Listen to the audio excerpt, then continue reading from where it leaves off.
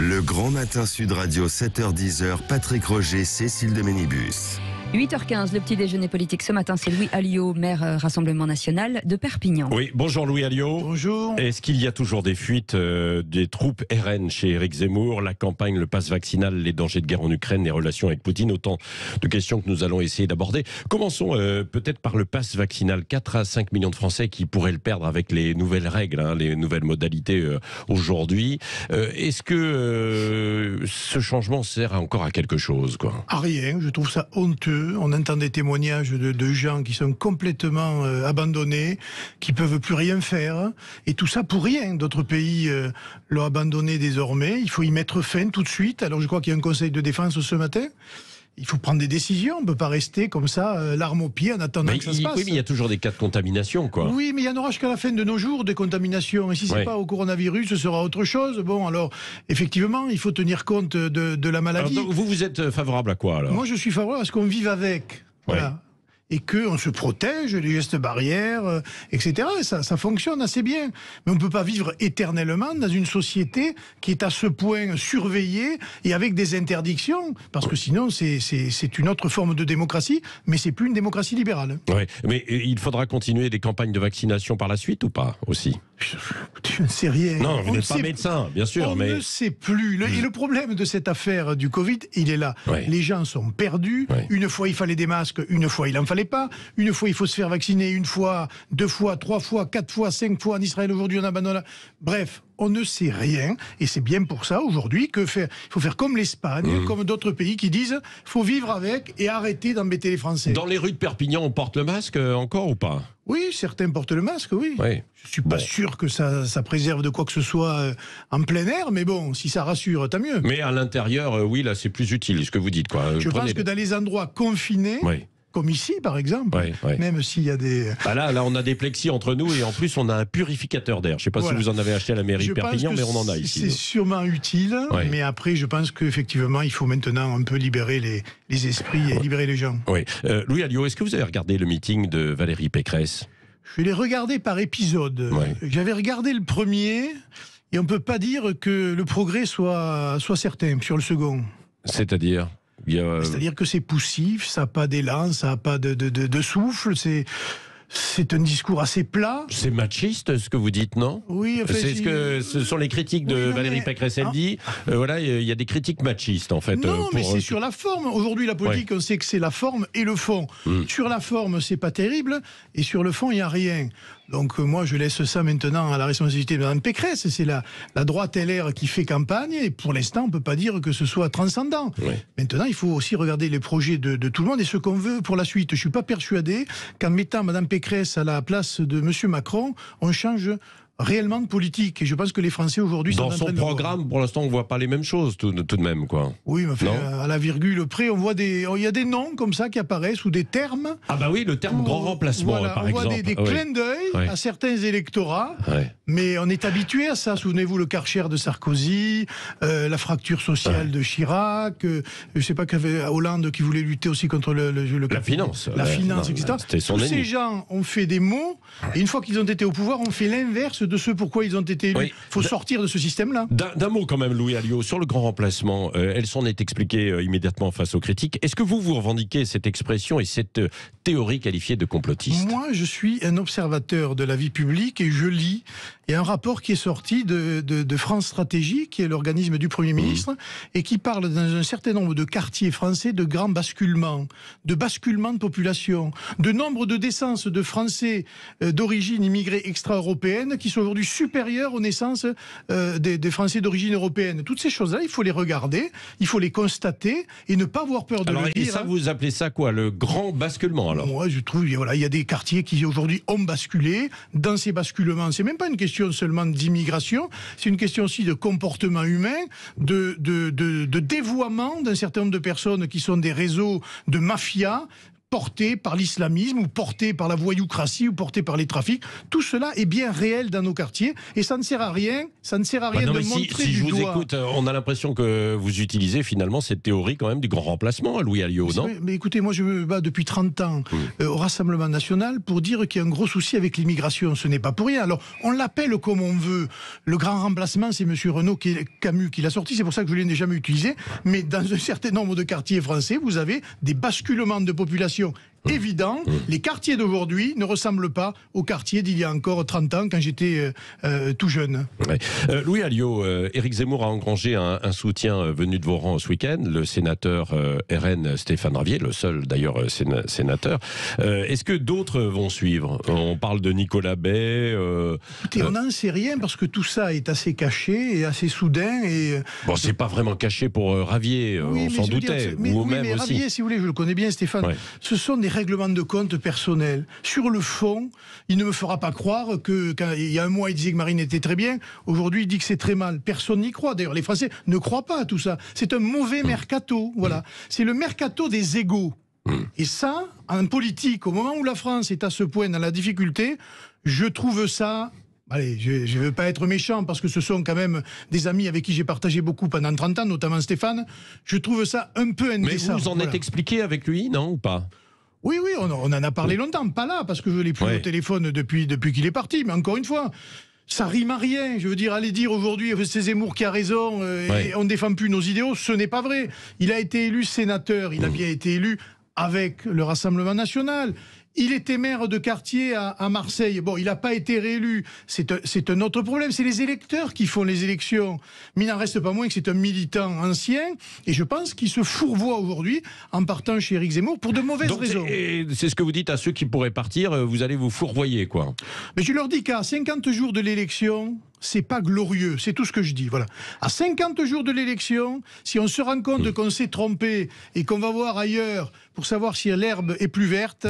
Je pense qu'il y a des arrière-pensées qui ne sont pas instantanées. C'est quoi les arrière-pensées? Oui, il y a un calcul politicien. C'est-à-dire qu'ils sentent une dynamique chez Éric Zemmour qu'ils ne sentent pas chez Marine Le Pen, alors c'est ça? Ils ne sentent rien du tout. Je vous dis qu'ils règlent des comptes pour la plupart. C'est vrai pour Collard, c'est vrai pour Rivière, c'est vrai aujourd'hui pour Stéphane. Je le regrette, mais c'est comme ça. Mais alors, s'il y a des règlements de compte, ça veut dire qu'on ne peut pas s'exprimer au sein du Rassemblement National. C'est ça? Non, ils ne pouvaient pas? Est-ce que vous croyez que vous pouvez faire fermer la bouche à Gilbert Collard? Oui. Non. Je ne sais pas, c'est vous qui le connaissez. Voilà, c'est tout. Simplement, à un moment donné, ils n'ont pas eu ce qu'ils voulaient ou ils espéraient avoir des choses qu'ils n'ont pas eu, j'en sais rien. Un parti politique, c'est compliqué. Mais vous verrez que demain, ils seront chez M. Zemmour dans la même situation. Car dans les entreprises humaines, il y a des choses qui plaisent pas. Moi, j'ai vécu ça pendant 30 ans et je fais avec. Parce que au-delà de tout ça, il y a l'intérêt supérieur du pays, il y a les idées et le combat qu'on défend, la fidélité à des convictions. Et ces gens, manifestement, manquent un peu. Est-ce que ça peut casser la dynamique de Marine Le Pen? Parce que là, quand même, elle fait elle est sur du faux plat. Je pense qu'aujourd'hui, en fait, l'élection n'est pas lancée. Moi, je le vois sur le terrain. Oui, c'est-à-dire beaucoup de Français sont déconnectés de tout ça. Ces mercatos, ils les connaissent à droite, à gauche, et depuis longtemps, ils n'aiment pas ça et ils ont une très mauvaise opinion des politiques en général et ça n'arrange pas le milieu politique. Donc maintenant, il faut attendre qui sera sur la ligne de départ et les premiers débats et les derniers jours de campagne. Parce qu'aujourd'hui, l'opinion, elle se fait dans les 15 derniers jours de campagne, il faut le savoir. Donc j'allais dire, c'est à partir de la fin des parrainages que tout commence. Donc vous validez la stratégie d'Emmanuel Macron, finalement, qui ne débarquera sur la scène de la campagne que début mars, quoi. Oui, mais il a intérêt à débarquer, parce que lui, il a déjà les parrainages sans être candidat. Des candidats qui font 1,5% comme Mme Hidalgo ont déjà les parrainages. Des candidats comme M. Lassalle ou Mme Artaud ont déjà les parrainages. Et vous avez 3 grands candidats de cette élection qui n'ont pas les parrainages. Là aussi, attention, je trouve que les médias ne mettent pas assez l'accent sur cela.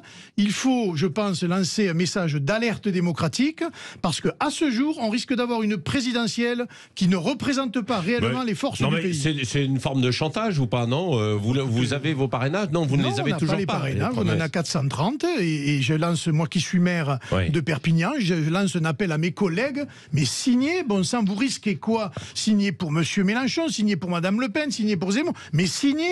C'est votre devoir. On ne peut pas dire aux électeurs allez voter et puis en tant que maire ne pas aller signer, c'est-à-dire présenter un candidat, pas le soutenir, juste présenter un candidat qui est représentatif pour pouvoir s'exprimer devant le peuple français. Moi, je trouve ça un peu extravagant. Ouais. Il y a la banque des parrainages qui a été lancée par François Bayrou, le modem. Justement, il faut que M. Bayrou fasse de la publicité à cette initiative. C'est une très bonne initiative et il faut maintenant aller plus loin et qu'elle fonctionne. C'est pas le tout de parler. Il faut que Imaginons le scénario le pire pour vous au Rassemblement national. Finalement, Marine Le Pen n'aurait pas ses parrainages début mars quand ça doit être validé. Qu'est-ce qui se passerait selon vous? Je pense que la France serait regardée par le monde entier. Alors qu'elle donne des leçons de démocratie à la planète entière, on serait regardé par le monde entier. Et je pense que ça créerait un choc psychologique au sein de l'électorat de Marine Le Pen, voilà, qui n'irait pas voter sûrement, qui n'irait pas voter. Ça veut dire que ça renforcerait l'abstention, quoi. Je pense que ça renforcerait l'abstention, qui est déjà partie sur des rails, à mon avis, importants aujourd'hui. Hein. Et je pense que ça arrangerait pas cette élection présidentielle. Dites-moi, Louis Alliot, Marine Le Pen n'a pas été conviée au dîner annuel du CRIF, de même que Éric Zemmour, Mélenchon. Tant mieux. Pourquoi? Parce que ces gens-là ne représentent pas la communauté juive. Voilà, tout simplement. Moi, je connais beaucoup d'amis qui sont de confession israélite, y compris dans ma propre famille. Ces gens-là ne représentent rien.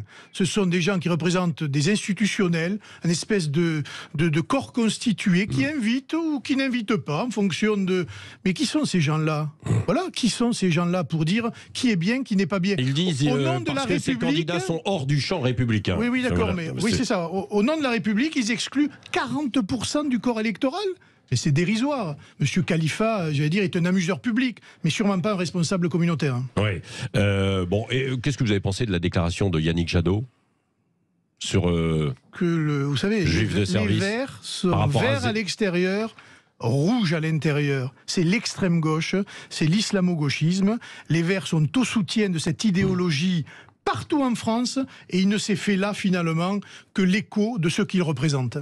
L'Ukraine, Louis Alliot, est-ce qu'on pourra arrêter l'engrenage de la guerre? Il faudrait. En tout cas, moi, je suis très inquiet, et toutes les initiatives qui seront prises pour ramener à la table des négociations à la fois M. Poutine et les Occidentaux et les Ukrainiens, je pense, doivent être saluées comme telles. Parce que au cœur de l'Europe, avoir ce genre de conflit, on n'imaginait pas il y a encore quelques années, et malheureusement, il est aujourd'hui sous nos yeux avec les conséquences que ça pourrait avoir. Ouais. On accuse souvent le RN d'être pro-Poutine, pro-russe. Non, il est juste le RN facteur d'équilibre. Il faut discuter avec tout le monde. On ne peut pas dire Poutine est un dictateur et le président chinois un grand démocrate. Il faut prendre les pays tels qu'ils sont, avec les dirigeants qu'ils sont, et faire de la diplomatie et de la politique étrangère en fonction des intérêts français d'abord. Voilà, d'abord. Bon, c'est pas et avec la Russie, on doit privilégier nos intérêts. Et en matière économique, on a beaucoup perdu pour des questions, j'allais dire, de stratégie un peu à la marge. Et il faut rétablir le dialogue, évidemment, avec M. Poutine. C'est la meilleure manière de ne pas le laisser faire n'importe quoi et le laisser dans un coin du ring. Oui, ce n'est pas le plus grand des démocrates, quand même, Vladimir Poutine. Quoi. Non, vous le reconnaissez, ça, ou pas? Oui, en fait, l'Arabie Saoudite non plus, la Turquie non plus, la Chine non plus, et d'autres pays. Et pourtant, on est aux petits soins avec ces gens-là, avec ces autres pays. Donc, encore une fois... Emmanuel Macron est allé voir Vladimir Poutine il y a une semaine. Quoi. Oui, mais très bien, mais il faut saluer ces initiatives. Il a bien fait, je ne sais pas s'il a réussi à quelque chose, mais enfin, il y est allé, c'est déjà pas mal. Mais il faut aussi se préserver d'un certain nombre de difficultés. On n'est pas obligé d'insulter tout le monde et de se mettre mal avec des grandes puissances au nom de principes qu'on respecte d'un côté et qu'on méprise de l'autre, encore une fois. Si on est contre toutes les dictatures, il faut couper nos relations avec à peu près une cinquantaine de pays dans le monde. Oui, venons-en au convoi de la liberté qui est parti notamment de Perpignan. Il y en a eu qui sont partis de là-bas. Que pensez-vous de ce mouvement ?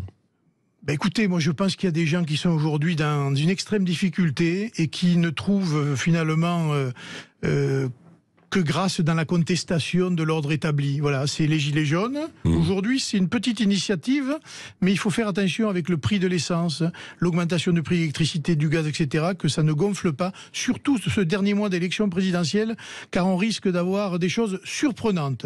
On voit que la grogne, elle est à peu près égale sur le terrain à ce qu'il y avait au moment des Gilets jaunes. Il y a eu ce qu'il s'est passé, les gens réfléchissent beaucoup, mais attention, si le couvercle à cocotte minute explose, personne n'arrêtera. Est-ce qu'il peut y avoir des exploitations et des manipulations aussi de gens qui vont manifester ? Mais ça, il y en a toujours eu. Les Gilets jaunes ont commencé sur de bonnes bases et ont fini noyautés par l'extrême gauche en partie. Donc il faut faire attention à tout cela. Mais si vous avez une explosion populaire, basée sur des revendications sociales réelles et justes, comme le pouvoir d'achat et comme la lutte contre l'augmentation des prix, vous pouvez avoir, je pense, sur le terrain, beaucoup de désordre, beaucoup de contestations, et ça aura des conséquences sur l'élection présidentielle, inévitablement. Oui. Louis Alliot, un mot sur le drame de Saint-Laurent de la Salanque. Hein. C'est une commune que je connais bien, qui est dans mon agglomération. À Perpignan, on avait le maire Alain Gott tout à l'heure qui nous disait qu'il n'était pas capable de dire quelle était l'origine, criminelle ou accidentelle. A priori, la fuite de gaz de ville est écartée. Est-ce que vous avez quelques informations? Non, j'ai pas d'autres éléments. J'ai eu par message mon collègue Alain Gott, qui est aussi à la communauté d'agglomération. Écoutez, voilà, on peut avoir qu'une pensée pour les familles, attendre de savoir réellement ce qui s'est passé. Mais c'est pour nous un vrai traumatisme. Hein. Il y en a eu beaucoup dans ce département. Hein. Souvenons-nous du drame des enfants de Mias. Aujourd'hui, on a cette explosion à Saint-Laurent-de-la-Salanque. Écoutez, on regardera avec attention les résultats de l'enquête. Merci. Louis Alliot était l'invité ce matin de Sud Radio.